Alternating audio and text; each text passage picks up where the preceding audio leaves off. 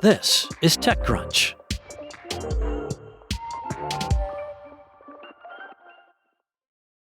While the rest of the AI industry races to label its work as AGI, or superintelligence, Alexandre LeBrun, the CEO of Yann LeCun's world model startup AMI Labs, avoids those terms altogether. LeBrun said in an interview with TechCrunch that the company doesn't use terms like AGI or superintelligence at all. He said, "What is superintelligence? I don't know. It's not a very useful word." Now, it is a pointed stance from a founder sitting at the center of AI's newest race. TechCrunch talked to LeBrun while he was in Seoul last week for the International Conference on Machine Learning, where he was scouting for local industrial partners, global companies, and researchers. AMI Labs is still pre-product, but it's already courting robotics, manufacturing, and electronics players. A world model, which incorporates physics to predict and work with the real world, needs to prove itself outside the lab, LeBrun explained. One area where world models are expected to have a large impact is robotics. For now, LeBrun says that robots are just running fixed routines, completely static, and AI remains really dumb in the physical world. Even when AI can merely make robots aware of the context, that would mark a very big difference for the world. Such context-aware AI would have been useful, for example, in preventing a robot that was dancing and doing kung fu at a public event from approaching and kicking a child. The hardware is very advanced, he said. Progress in hardware in the last few months is incredible, but there's no brain. A large language model predicts the next word or text, and a world model predicts the next state. Nudge a glass off the table, LeBrun explained, and you already know it will tip and spill. That's the intuition a world model is meant to capture, predicting the next state of the world. Now, he is not claiming world models are better than LLMs, which are complementary, not replaceable, when it comes to AI systems that understand the physical world. Drawing a parallel to the human brain's distinct language and reasoning functions, he added that LLMs will remain the most efficient tools for processing language, while world models will provide context and real-world understanding. Almost every industry that touches the real world could eventually make use of robotics based on world models, with LeBrun arguing that physical environments remain where LLMs are weakest.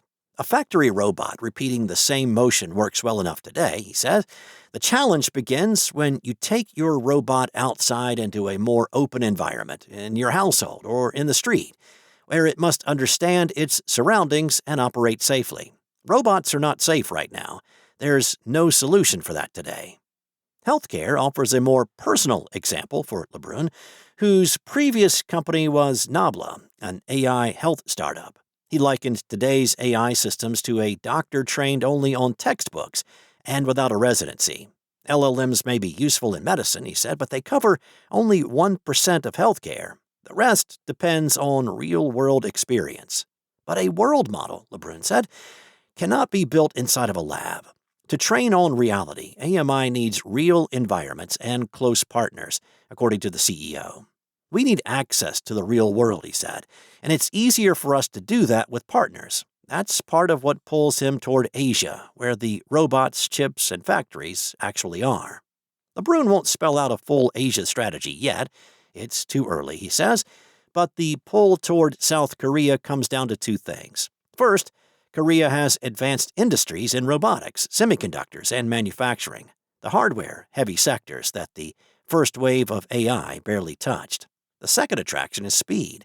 LeBrun pointed to Korea's national plan to pour money into AI and its track record as an early adopter.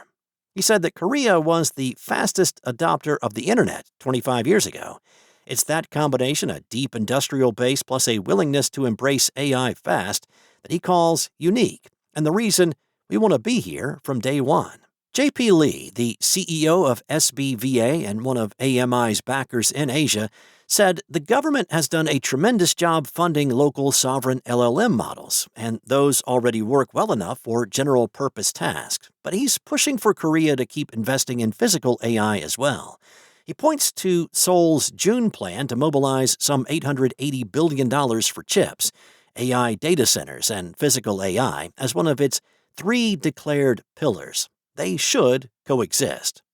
Korea's value to foreign firms, Lee argued, is not only in hardware. Local developers are quick to adopt and adapt new tools, a pattern that has produced homegrown internet players like Naver and Kakao. For all the star power and the billion-dollar check, AMI has nothing to sell yet. The startup, co-founded by Turing Award winner Yann LeCun, after he left Meta, raised $1.03 billion back in March at a $3.5 billion pre-money valuation. There's no product yet, and no timeline he'll commit to. LeBrun said, "We'll make a surprise when we're ready." Activewear company Lululemon has invested in the $30 million Series A round raised by Syntetica, a French startup that developed a novel approach to recycling nylon, whose properties make it both too good to give up but hard to reuse. Syntetica promises to recycle two types of nylon, nylon 6 and nylon 6/6, that cannot easily be sorted out from each other in the textile waste collected from consumers. With tons of clothing ending up in landfills each year, one key reason for the fashion industry to invest in more circularity is customer perception, especially for premium apparel brands. Startups like Syntetica also benefit from regulatory tailwinds and from recent price volatility that unusually affected nylon. In the last 6 months, geopolitical turmoil in the oil industry has led to quarterly or weekly nylon price renegotiations. Syntetica's CEO Marco Bertoni said it's been a wake-up call to many brands that have been relying on petrol-sourced nylon and petrol-sourced synthetics for pricing and convenience, and which today have seen massive shocks to their system. According to Bertoni, this is a good fit for Syntetica's pragmatic approach. He said, "We have built the company with the clarity that there's no green premium, that if you want to scale real solutions for a sustainable world, it needs to be cost competitive, highly scalable, and you need to build partnerships from the very start." The startup's partners include brands like Lululemon as well as Victoria's Secret, with a recycling project that could go to market early next year. Syntetica's Series A was also backed by a large apparel manufacturer, MAS Holdings, a recognition of how significant the problem has become. It is indeed quite unusual for a supply chain actor to invest in a player that has not scaled yet. But before its Series A, Syntetica had already closed a partnership with Michelin's Center for Sustainable Materials to establish a commercial demonstration facility. Unlike other startups in the field, Syntetica will not produce textile itself, let alone a novel material. The product of its recycling process will be pellets, which can then be used by others to make yarn for the likes of MAS. It's a story of pragmatic industrial partnerships, Bertoni said, with the right players to get buy-in from the whole value chain. With a background in fashion and secondhand e-commerce, Bertoni is the business guy at Syntetica, but through Entrepreneur's First's matchmaking-style accelerator hosted at Paris campus Station F, he teamed up with a chemistry researcher, and the duo then cemented their collaboration where they had use of Agro Paris Tech's lab. Since then, they have hired a CTO who previously worked for failed battery company Northvolt, whose co-founder is also one of Syntetica's advisors. For Bertoni, their scars and first-hand experience with the ups and downs of scaling give them experience on when and where to take risks. He said, "As a startup, we have to be comfortable taking more risks than industrials. Otherwise there would be no innovation. But there's also a line when you take too many risks, then it becomes complex. And that's why Syntetica is not diversifying just yet. Although it could eventually recycle other materials or serve other industries, its focus is on using its funding to demonstrate its ability to produce hundreds of tons of pellets per year and deliver them to clients in the clothing supply chain. After that, Bertoni said, Syntetica will be building facilities around the world, close to waste sources and close to textile production. While it has global ambitions, the startup benefits from being based in France. Its Series A was led by the Eco Technologies 2 fund, managed by the Green Venture team at BPI France, France's public investment bank, as part of the France 230 plan. It has also received support from the European Innovation Council with equity and grants and via its acceleration program.